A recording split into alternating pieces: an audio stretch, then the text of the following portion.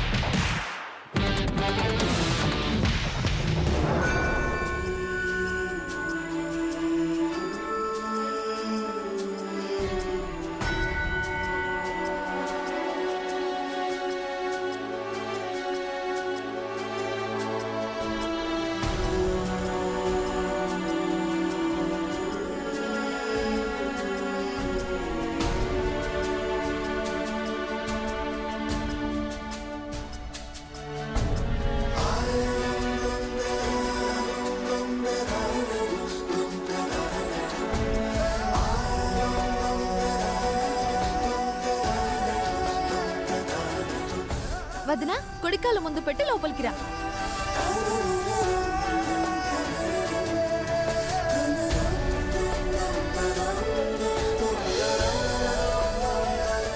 ఏమే శిరీష, ఎలా ఉన్నావు? నువ్వు నీ కడుపులో బిడ్డ కుశలమే కదా? అల్లుడు గారు బాగున్నారండి? మేమెలా ఉంటే నీకెందుకమ్మా? నీకెన్నిసార్లు ఫోన్ చేసి ఉంటాను, ఇప్పుడొస్తాను అప్పుడొస్తానని చెప్పడమే గాని ఒక్కసారైనా వచ్చావా? అంత బిజీ ఏంటమ్మా నువ్వు? కడుపుతో ఉన్న కూతుర్ని కూడా పట్టించుకోలేనంత తీరికలేని పనులు ఏమున్నాయి నీకు? నీకింకా తెలియదు కదమ్మా, ఈ మధ్య మీ అమ్మ 2 తెలుగు రాష్ట్రాలకి గవర్నర్గా నియమించబడింది. ఆ రాష్ట్రానికి సంబంధించిన సమస్యలు, ఈ రాష్ట్రానికి సంబంధించిన సమస్యలతో ఒక్క క్షణం తీరిక లేకుండా పోయింది. అది గవర్నర్ అయితే నువ్వు సీఎమ్మా నాయనా? అవును, సీఎంనే.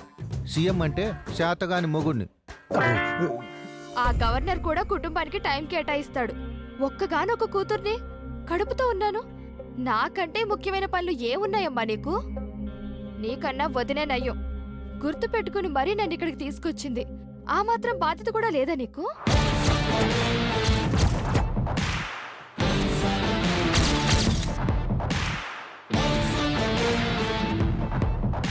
ఒక్కదానివే ఎలాగో రాలేదు. కనీసం అందరూ వచ్చేటప్పుడైనా రావచ్చు కదా. ఇంట్లోనే ఉండి కూడా రాలేదు. అందుకే నువ్వేమీ చెయ్యొద్దు నాకు. వదినే అన్నీ చేస్తుంది. రేపు నా సీమంతం కూడా వదిన చేతుల మీదగానే జరుగుతుంది.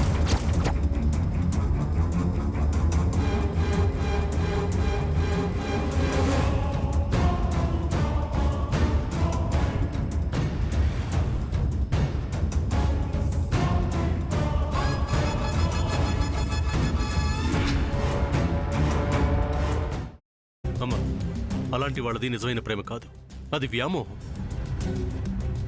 ఎగ్జాక్ట్లీ చిన్నత్త, నిజంగా ప్రేమించుకున్న వాళ్ళు అలా చేయరు. ఎంత మనసు విరిగిపోతే కన్న కూతుర్ని పట్టుకొని మా దృష్టిలో చచ్చిపోయా ఉంటుందా తల్లి? అది సరే అమ్మా, తన కూతురుతో తన మాట అనేటప్పుడు ఆమె మాటల్లో వ్యథ, కళ్ళల్లో బాధ గమనించావమ్మా? పెద్దబాబుకు బర్త్డే విషెస్ చెప్పు కూడా వెళ్ళాం కదా. ఊరికే ఎలా కాలిపోతుంది? మంట పెడితేనో పడితేనో తగలబడుతుంది.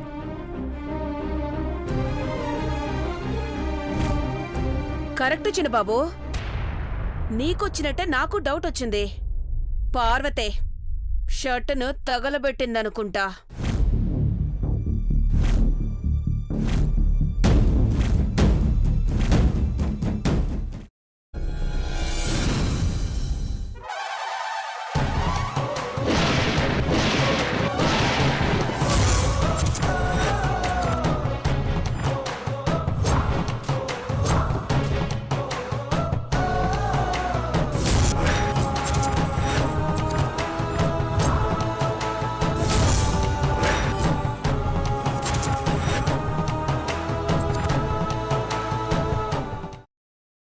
తర్వాత పొట్టు తీసేసి చాప్ చేసి పక్కన పెట్టుకోవాలి.